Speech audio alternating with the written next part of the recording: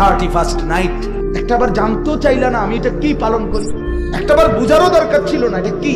যদি তুমি মায়ের দুধ পান করে থাকো তো তুমি 31st নাইটের নামে কোন উদযাপন, কোন অসভ্যতা, কোন নোংরামি করবা না। রোমান সভ্যতায়, রোমান আমলে তখনকার কাফের মুশরিক যারা ছিল তাদের একটা দেবতা ছিল।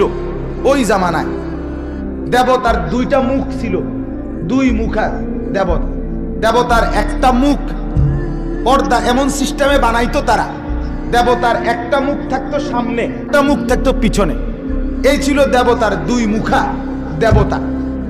এই 31শে ডিসেম্বর রাত যখন 12টা বাজার, 11টা 58 59 এই সময়ে টাইম বাজত, তখন তারা ওই দুই মুখা দেবতার দেবীর তারা সামনের মুখের কাছে আইসা তারা প্রার্থনা করত যে দেবতা আমাদের এই বছরটি ভালোই গেছে, আপনার মঙ্গলে, আপনার আশীর্বাদে আমাদের এটা কল্যাণে গেছে এটা।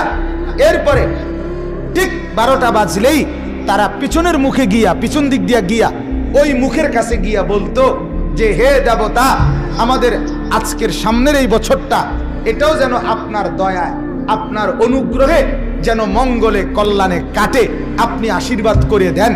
এইটাই হলো 31st নাইট।